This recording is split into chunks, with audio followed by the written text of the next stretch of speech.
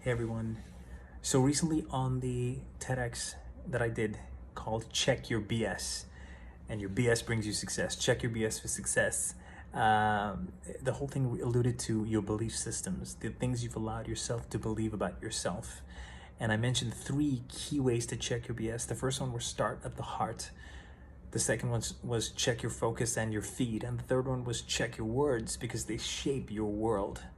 And I wanted to talk a little bit more in detail about each one. So the first one, let's start with the first one in this video, and it's called Start with the Heart.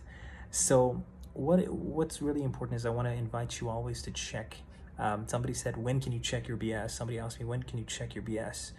And I said, anytime. Try now.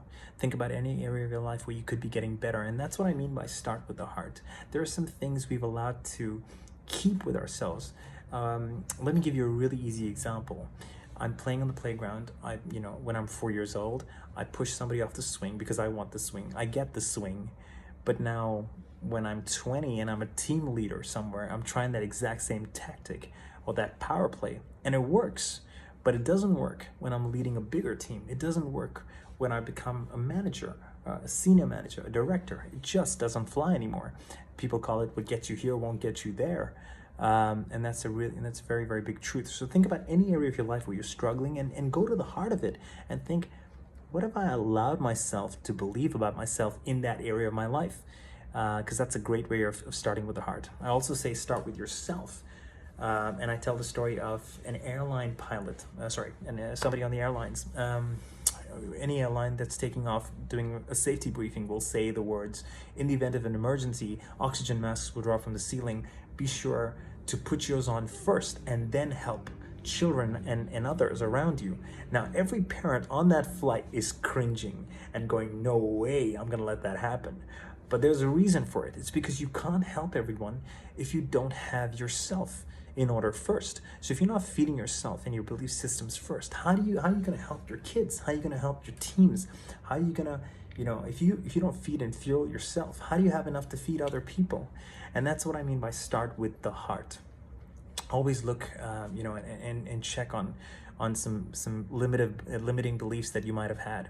Another really powerful thing is to remind people from any walk of life, and this is what was so amazing about this particular TED Talk. I wanted it to speak to not just the leaders, not just a particular field, but anyone, whether it's a mom making meals for her kids, whether it's a dad struggling and putting in long hours to save money to take his family on vacation, whether it's a CEO taking all these business class flights. It doesn't matter what stage of life. In fact, a couple of people called me up last week and said, I loved your TED Talk. I showed it to my son. I said, how old is your son? And this mom said, he's 9. I said, what did he get from it? And she said, well, he loved the fact that he was born a winner. It was a nice reminder for him. And I said, how powerful is that, right? Because that's the part of the talk where, because I'm a leadership speaker, and I'll say this quite often, I'll tell people in my classes, you were born a winner. You won a race before you were even born. And then the light goes on, because until that point, they've had a bit of an eye roll when I say you were born a winner. When I say you won a race before you were even born, think about that, even biologically. You have all the makings of a winner. And they love that. And I get the biggest smiles, and I get a few tears too, because we've forgotten along the way that we were blessed with a set of gifts and abilities and created for a purpose. So don't forget that you were born a champion. You were created a winner to do great things. So start with your strengths. And I've done the strengths assessment in many places worldwide, and it's the most positive assessment by far. And the reason I say that is because I use Gallup, because they have a lot of empirical data and they have a lot of great research put into it. And I've had GMs tell me and leaders tell me, I've never seen a test like this. It's only positive. But I want to share with you something that's kind of powerful with BS, with belief systems. People, we always tend to wake up and we want to make ourselves better. Most human beings on the planet can wake up in the morning and they can tell what's wrong with them. In fact, you go up to the mirror as you brush your teeth and you know what's wrong with you. Hey, I could lose a little weight. I could get a little more rest. My eyes are a bit baggy. But this is the beauty of the strengths assessment. It doesn't tell you what's wrong with you. It reminds you of what's right with you. And that's something we all tend to forget. So remind yourself, start with the heart and remind yourself, I'm a winner. I was created for a purpose. I was given sets of gifts and abilities that nobody else has. On the planet, nobody else has the same gifts and abilities that I have.